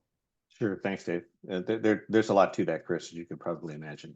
Part of it was the LCFS price, right? The LCFS was up around $190 to $200 a ton for a lot of years, and for whatever reason, people's economic models expected it was going to stay there. It did not. It dropped significantly. That was a big hit on developers' economics. So that was one factor. The reliability piece, I think, of the equipment that was initially put in was a real problem, and it proved to be in that market. So I would say that there are a lot of learnings, you know, some Dave described, some that I just described, that are going into how we're approaching the heavy duty market going forward to ensure that these customers, commercial customers, have a much better experience with a much more reliable and effective cost that brings them closer to diesel. I'm not saying we'll be at diesel parity, right, in the next couple of years. It's going to take some time to get there. But that is the goal, and we are working on that. But I don't expect that we'll see the kinds of issues that we saw in the light duty market going forward. We're going to resolve those. Hey, Leslie, can I ask one quick follow-up? I apologize. Sure. And Bill, so great. Thank you for the answer, both David and Bill. And one more experience from the light duty market. I'm wondering if you could address how this is going to translate to heavy duty. So I know that there is some time between fills due to the compression equipment, you know, needs to basically produce more gaseous fuel to dispense on the light duty side.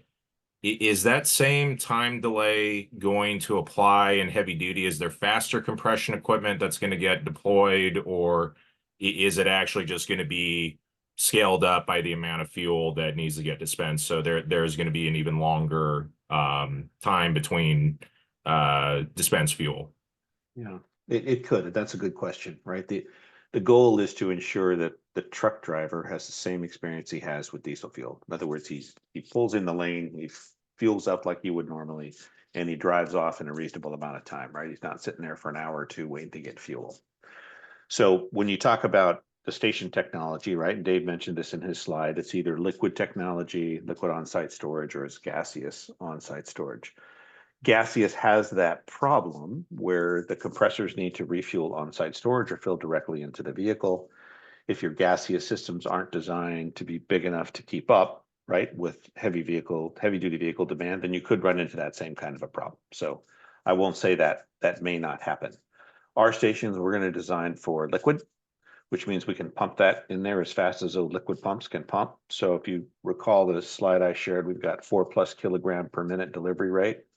So if you're filling 35 to 40 kilograms of fuel, and while it's not precisely linear, you're looking at a 10 to 12 minute fill window. And you can do that back to back to back to back with a liquid type system. So maybe before I call on the next raised hand, I saw the question from Lou Fulton in the audience. Is sort of on the context of what Bill's talking about here. Do you have much of a sense of how much the break-even level of price comes down as utilization goes up?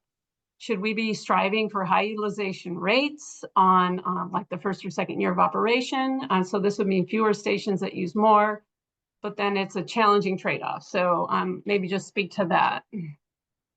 Because lose the guy doing modeling.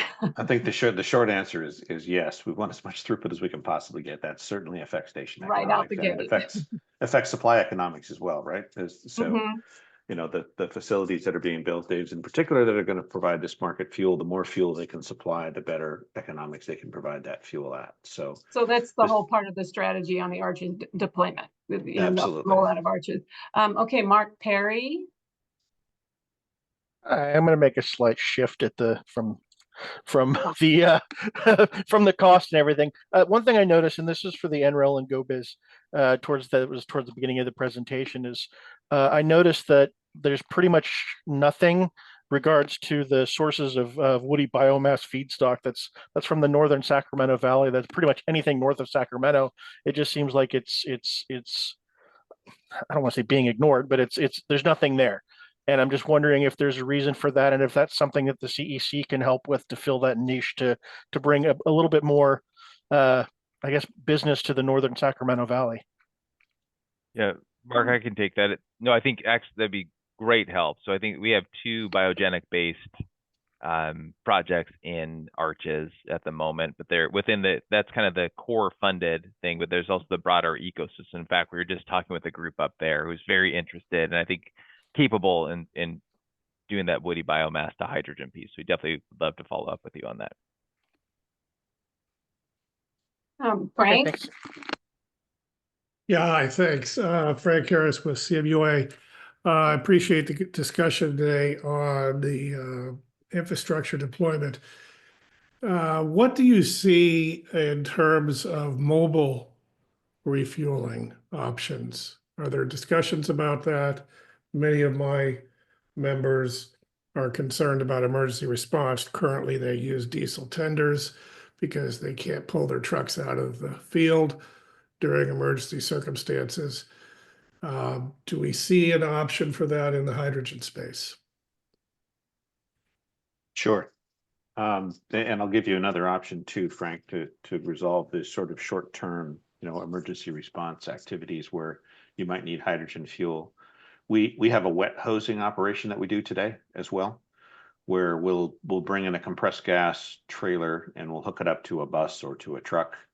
And while we won't get a full fill into that bus or truck just based on the fact that we're pressure balancing, we do get enough fuel in there to get them typically from point A to point B, 150, 200, maybe 300 miles, depending on how much those trucks can take. So there's that as an option for emergency refueling. And that option is readily available. We've got assets that can do that today.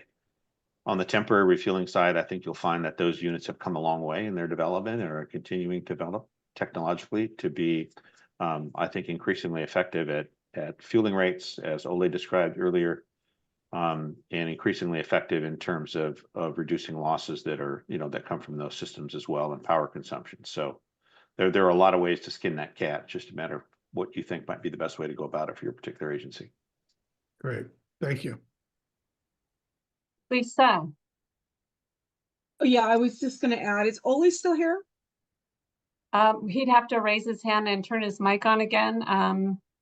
Yeah, I think he could contribute to answering. From my understanding, we're having issues as it relates to regulation to support some of the wet hosing from the hydrogen side.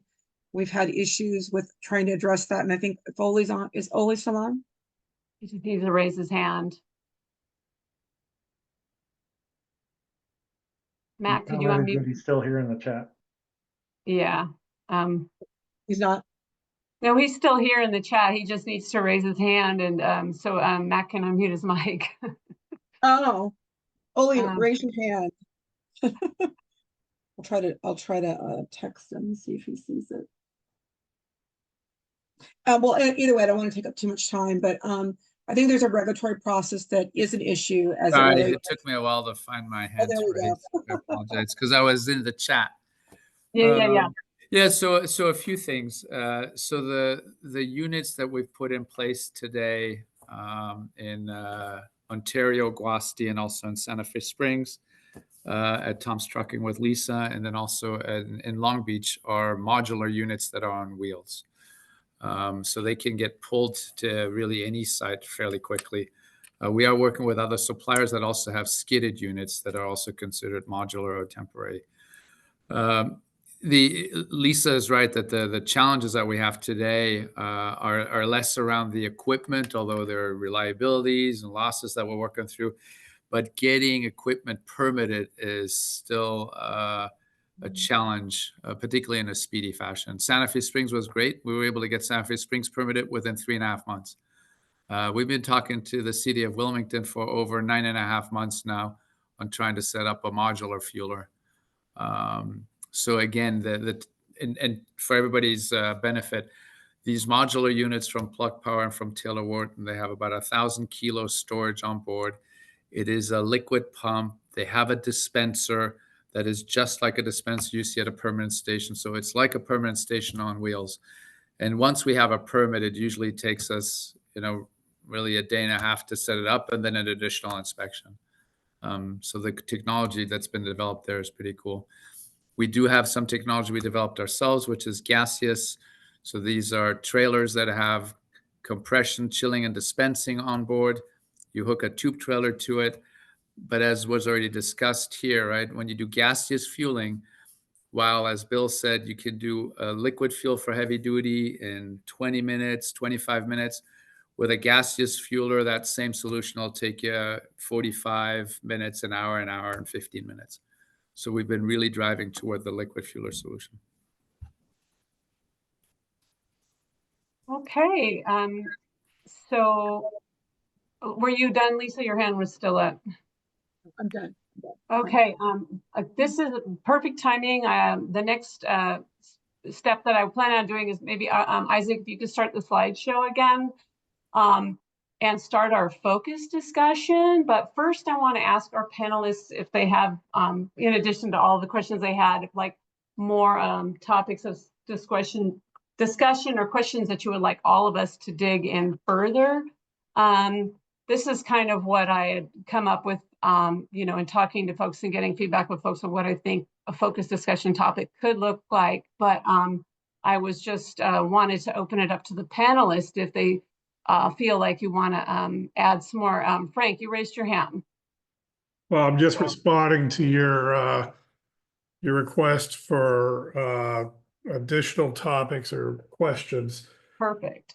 Again, referring more to my member fleets as compared to their role providing electricity for transportation fuel and their role in developing hydrogen generation facilities, but again, referring to their needs of their fleets. One of the, it's a norm in the diesel world that a chassis manufacturer will then send the vehicle off to an upfitter. I'm just curious if that same model, it seems logical that it would be continued, but if that same model will continue for hydrogen chassis manufacturers. That's a good question. I know that so far on the OEM side, I think all we have was Oli on the phone.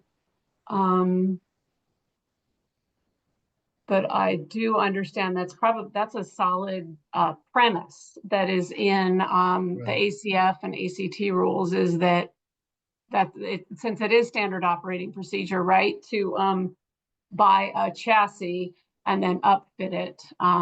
There are a number, especially on the battery electric side, there are a number of vehicles that are going in that direction. But I think that's a really good question, because right now the focus really does seem to be on your longer haul trucks. Right. Yeah. And but maybe we Lisa see has hydrogen as the future. Yeah, for I can our help. own fleets, and so that's really kind of critical for I'm going to us. let our truck dealer talk about this. There are things that are discussing because the class 6 and 7 definitely need a solution. So, yeah, I think you'll find that there are some opportunities that are being discussed.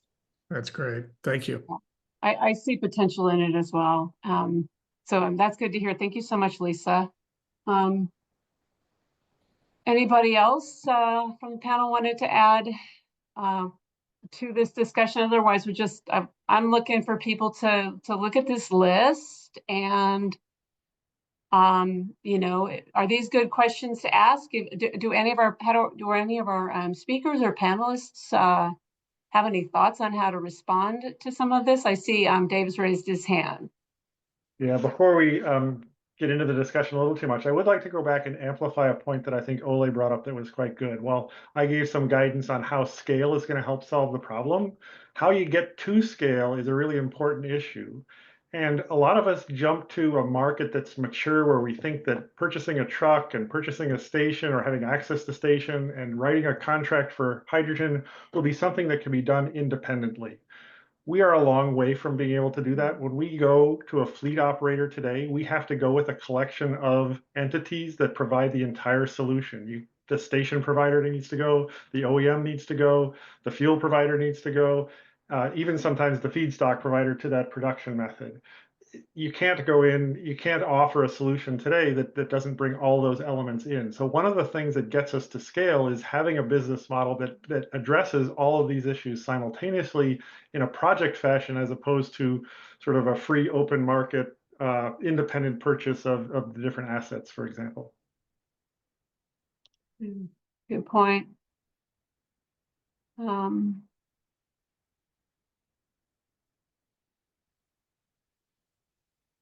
Let's see. One of the things I was thinking about here is this.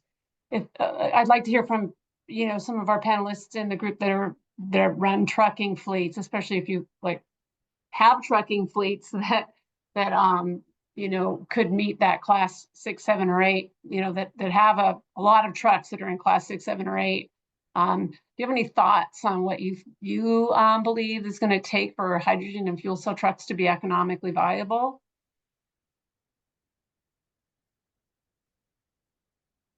I'm gonna do that. Go ahead, Bill. I mean, I think it's been described that it's not just one piece of the value chain, right? It's all got to come together at once, and that's the tough part, I think, about hydrogen. I think the Arches team recognizes that. They see that this all has to happen at the same time. You've got to have production facilities come online so you don't run into, problems of shortages in the marketplace, or pinches on prices when you get to that point where supply is challenged. You've got to have adequate refueling infrastructure for trucks so that fleets feel confident they can go out and purchase a truck and get fuel for it, continue to move forward. And all of that is really backed by government policy that's going to continue to push this market in the early years forward. So those three legs of the stool, really: policy, adequate supply, distribution and refueling infrastructure, along with the cost of the trucks, all need to come together at the same time to make this work. And I see some good questions also coming in the chat, and there are folks that have their hands raised, but did you have anything you wanted to add to that, Lisa, and then Frank? Oh, yeah, I would just add, I did know exactly what Bill was saying. Subsidies are going to be critical. HFIP has been instrumental to this program, and I know that we're running out of funding probably in the next quarter. And so addressing that's going to be critical. Small fleets haven't had a piece of the action like the large fleets have had, even though the intention is to keep the newer technology around longer. So I'd like to make sure that we're finding some solution there sooner than later. We've got traction, but we could lose traction without vehicle subsidies. That would be one element to this. And more program and pilot projects that will support fleets having an experience with a low cost investment up front. South Coast AQMD is launching a rental program. I think more of those types of programs need to move forward. Fleets are hesitant. They won't take the risk without having the confidence, and they can't get that confidence without testing the application. There are an opportunity, I think, to also continue to share more information as it relates to what's making fleets move forward, and getting some heat maps that would establish how the stations could be strategically built to support the demands associated by different fleets. Yeah, thank you. But Frank Harris, you had input? Yeah, thank you very much. Going back to what I think Lisa just mentioned, I've got a couple of points real quick. The opportunity to pilot the vehicles is critical for again, I'm speaking on behalf of my members as fleet owner operators, my member utilities. They've piloted and tested out some of the electric chassis and have discovered some benefits and some areas where the performance doesn't necessarily match the marketing claims. So the ability to be able to do that is critical, because for the most part, my members are not authorized to test out or to purchase untested vehicles. This gets to my next point. What we also need to be very clear with is the warranty for assigned use. We are also running into this problem with the electric chassis because many of my members need a significant portion of their vehicles to be able to go off-road, for example. So far we haven't found electric chassis that are warranted for that, and they are not legally authorized as local government agencies to buy a vehicle and use it for a purpose that it's not warranted. And so we need that. And then the final thing is training for operations and maintenance. Absolutely critical. Thank you. Very excellent points. Thank you so much, Frank. I'm going to read this one in the chat and then perhaps take some hand-raised questions. I like this one from Thomas Howell. It seems like the decision for gaseous versus liquid hydrogen must be made early for the project supply and distribution and end use equipment. Is there a process and timeline for this decision to be made within California to enable focus on scaling up as efficiently as possible? And will this be aligned with other hubs? I'm almost thinking, I'm not sure. Tyson could take this, but my first thoughts on this is it's really important to go big and think about what your end use and your end journey is going to be in those early stages. And yeah, what are your thoughts? Go early first on gas? Go ahead, Bill. Yeah, I can touch on that a little bit. I mean, for us, it was, look, we're moving into this space, right? And we're looking at this as a very viable option for trucking fleets over time, where the prices are going to come down and it's going to become very competitive with diesel at some point in the future. The decision on whether to go liquid or gas was fairly simple for us. If we start, you know, it's certainly cheaper to start with gaseous systems, right? You don't have the liquefaction process. It's a lot less expensive to bring that product to market. Stations are roughly about the same cost. There's a little bit of a difference, but they're about the same.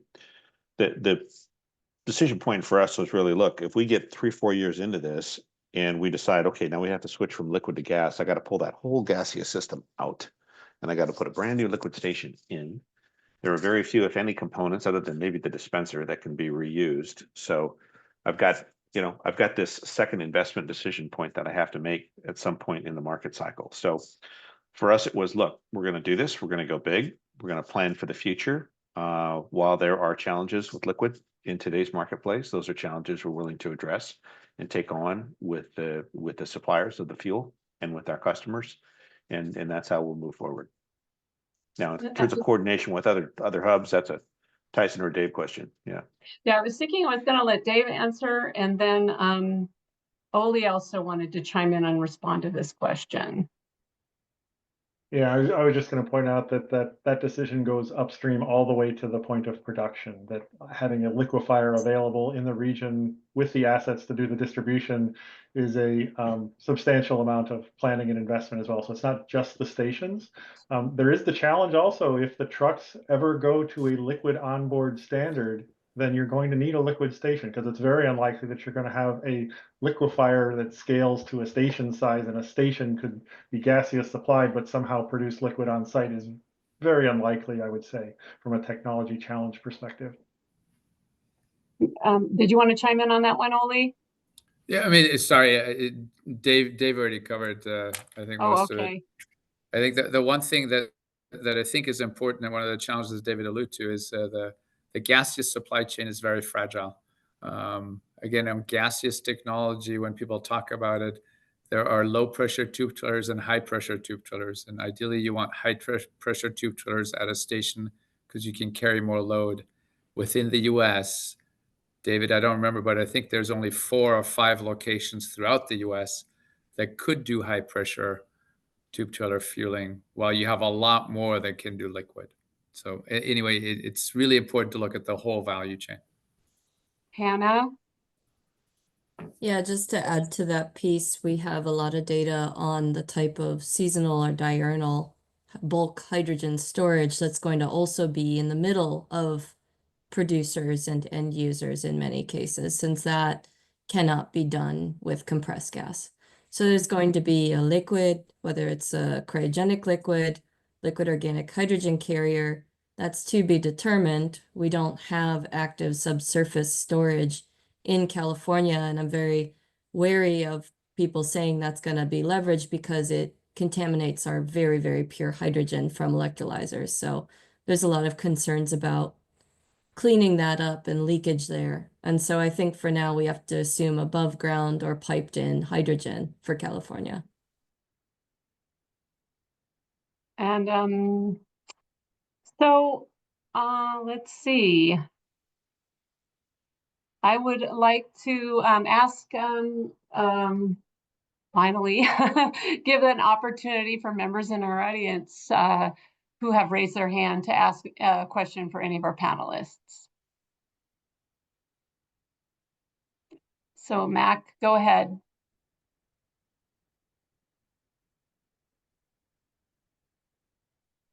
I'm not seeing anybody. Oh, no more raised hands? Oh, I thought there were raised hands in there. Okay. So it's a good question on the chat. Let's see. Yeah, let's see. I think 20 more minutes left. And so maybe, so it's 3 participants raise hands. Okay, let's continue the discussion. Go ahead, Tyson. Oh, I was just gonna say, I think to the earlier question, there's a lot of coordination across all the hubs too on the technological alignment, and also on this whole rollout of fleets. So we can start to leverage across multiple fleets, multiple hubs to drive up volumes is the thought, for both trucks and buses. And so we'll be coordinating across with all 7 hubs. Yeah, I think that's a really good point. And I think in the one slide that we put up there, it shows all of those hubs. And I have had conversations with David at Air Liquide talking about, your plans are not just in California. Your plans are across, a number of those hubs as well.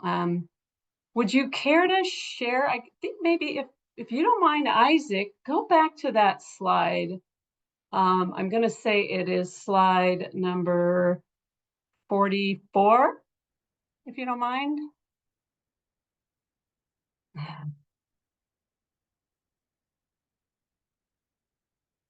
Yay, that one.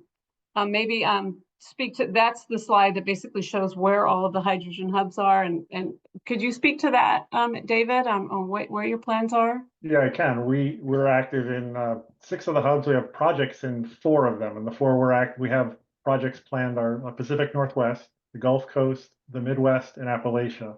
And our model for each of those is very similar, that we want to be liquefying molecules that are being made available by the investments in those hubs, and then use that as a distribution to transportation sectors. So we're looking for partners who are doing the station operations, and then of course the OEMs and the off-takers in those regions, to establish what will be the first stages of what will eventually become networks. The heavy duty market, it's great to start in California, and California is absolutely the right place to start, but you very quickly start talking about national networks when you're talking about the heavy duty markets. But the first investments are likely to be those that either have return to base models or have a repeatable point-to-point delivery, so that the amount of infrastructure necessary for those first projects is limited. And that's really what we're looking at in those other hubs, is those kind of models. Think about the Texas Triangle between Austin, Houston, and Dallas. Think about the connection between Seattle and Oregon into California, for example.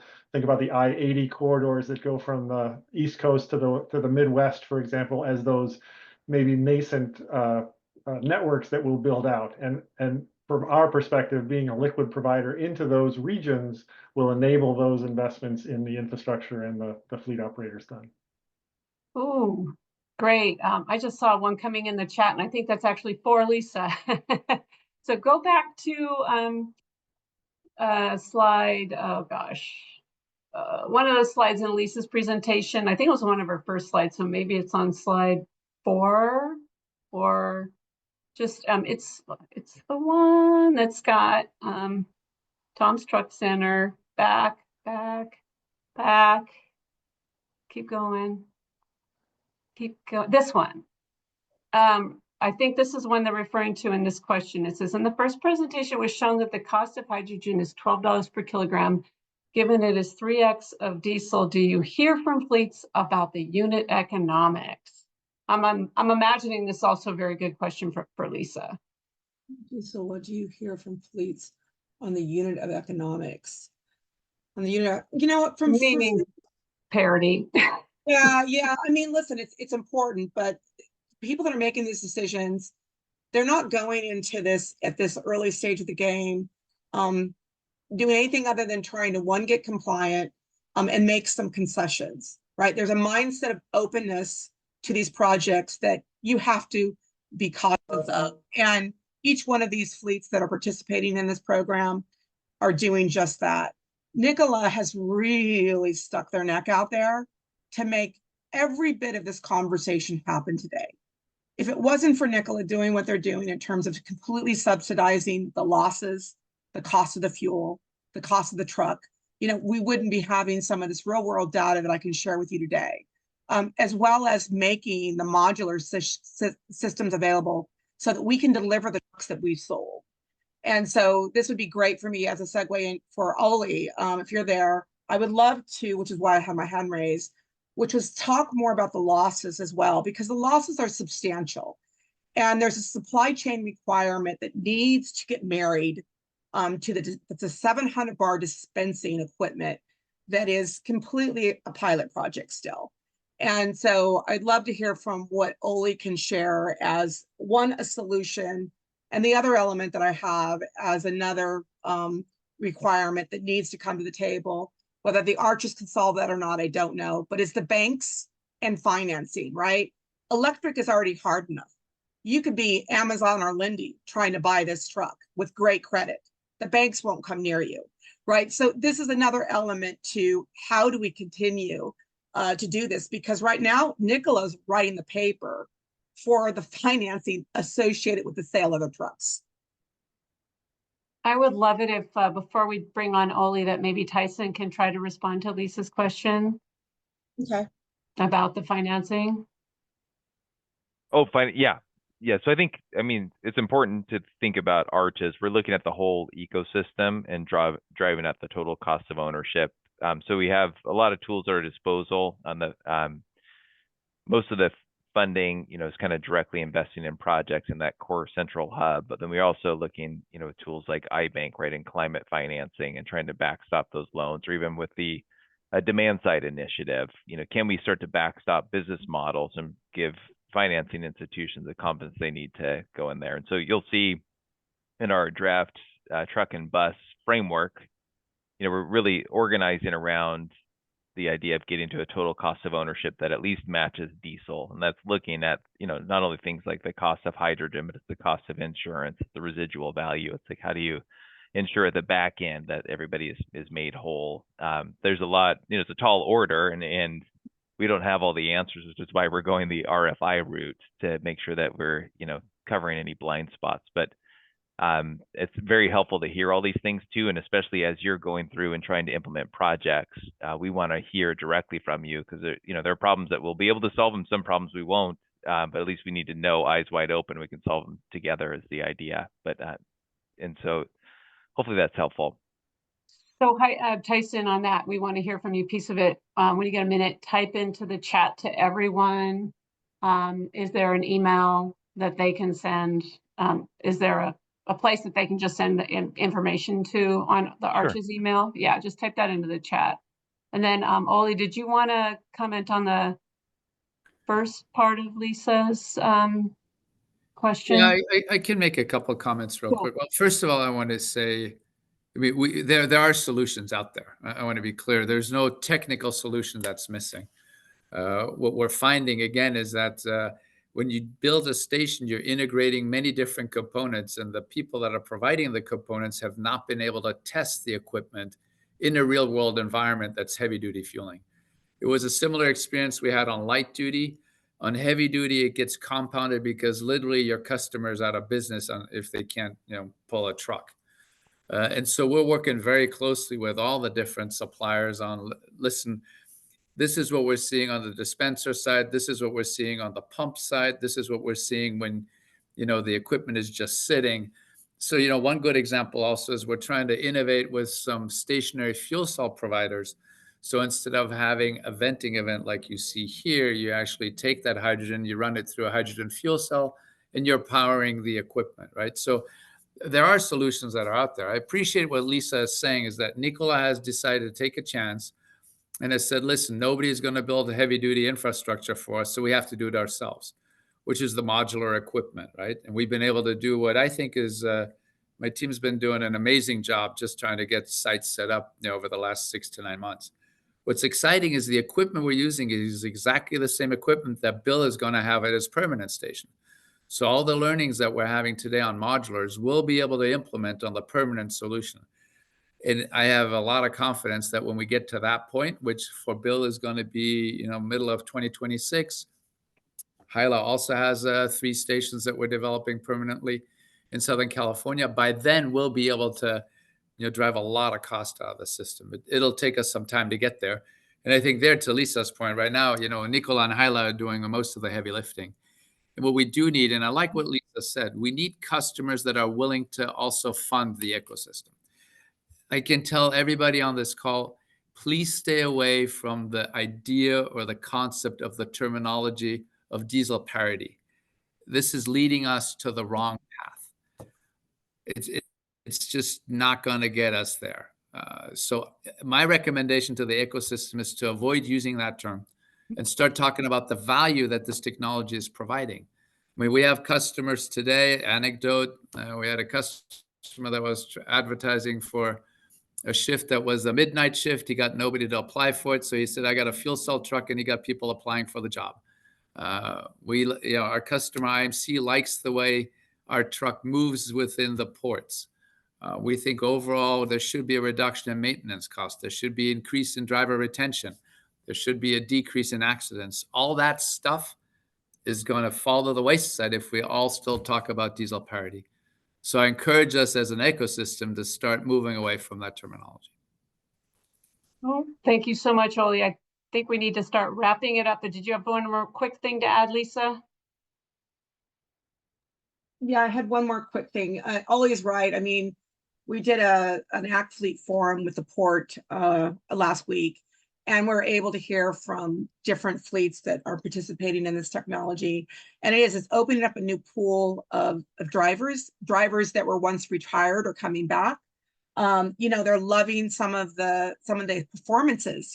They drive up a grade and they're passing everybody up, right? So there's some new findings that are happening in the driver experiences that don't exist today, they're game changers, right? And so the more that we can get butts in the seats, the easier this is going to be, because the performance is there. There's just not enough people with experience.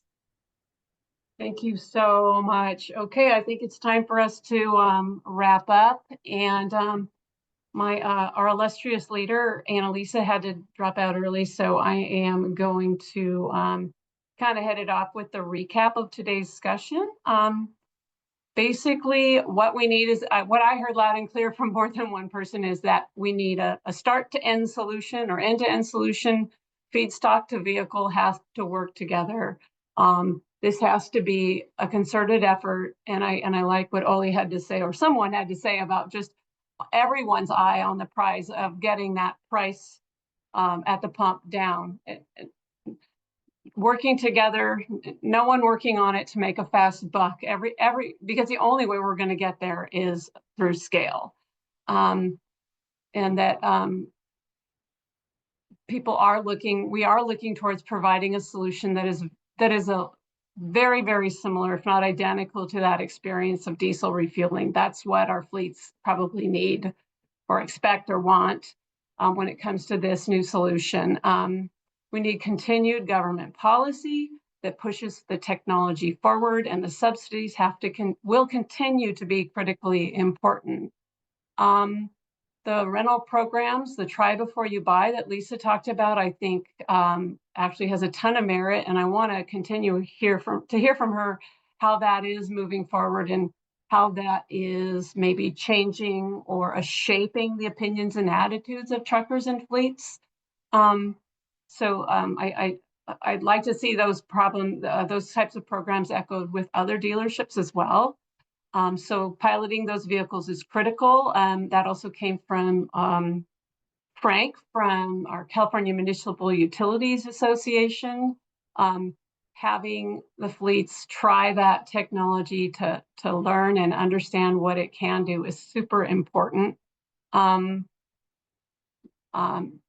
Determining really where the fleets are going to be most likely operating and where those needs and where they need and want stations. I think that's probably a lot of the thought that went into pilots, corridor plans for truck stop stations. But I think we also are going to need that, on the drayage side of things as well. Let's see. Oh, warranty for assigned use. I thought that was a point that was brought up by Frank, definitely the thought of not being able to go off-road or you void your warranty, that's very, very problematic for a lot of fleets. And so something to look into.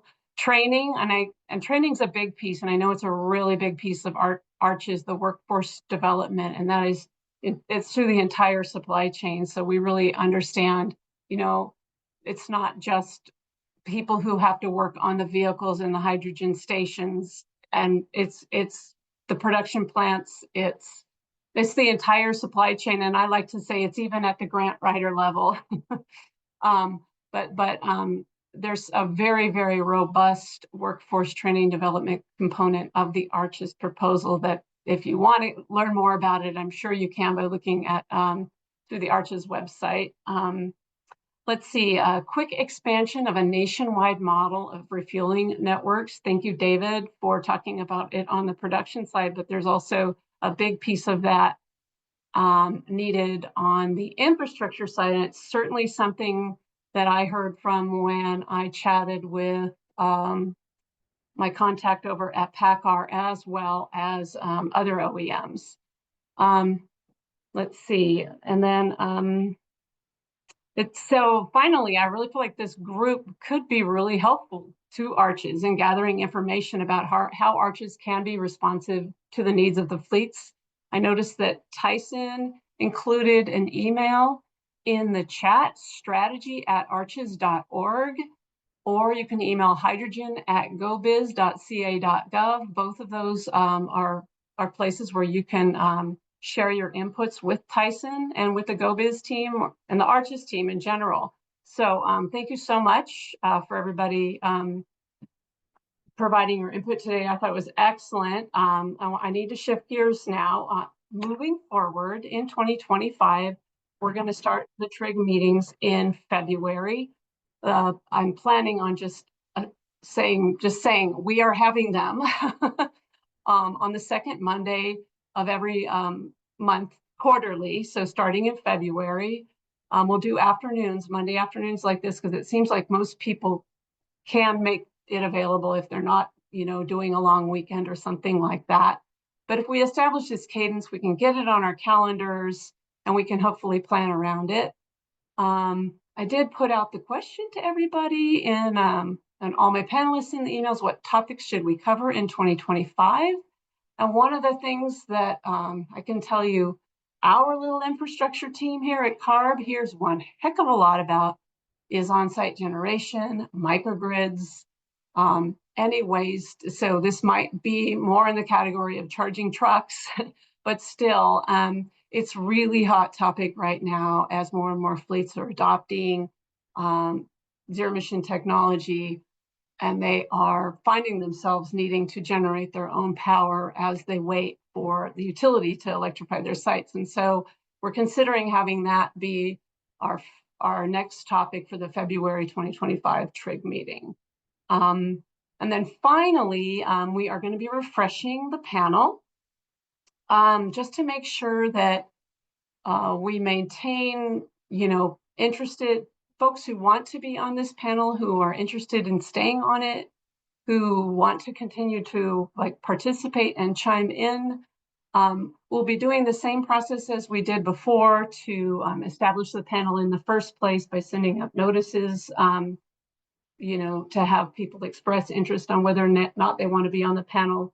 I'm certainly willing to take emails directly from folks if they say they want to be on it, but I feel like we have to do this open, transparent public process if I want to reopen the panel and like we say, refresh it so that, make sure that anybody who is interested in being on the panel has the opportunity to put their name into the hat. So that will come out through a Zev Fleet email the typical emails that we always send out for everything from Zev Fleet, probably maybe in December or January. So that new panel might be a new panel in February, or that might not happen until May. It really just depends on how well I have my act together. But so far, this has been a really fantastic group of people. I really appreciate everybody's input. I especially want to extend a big heartfelt thank you to every one of our presenters today and all of everything you've contributed to this. I think it's been a fantastic meeting. I really appreciate it. So with that, I will sign off. And thank you so much. And we're doing it on time. Thank you. Bye-bye.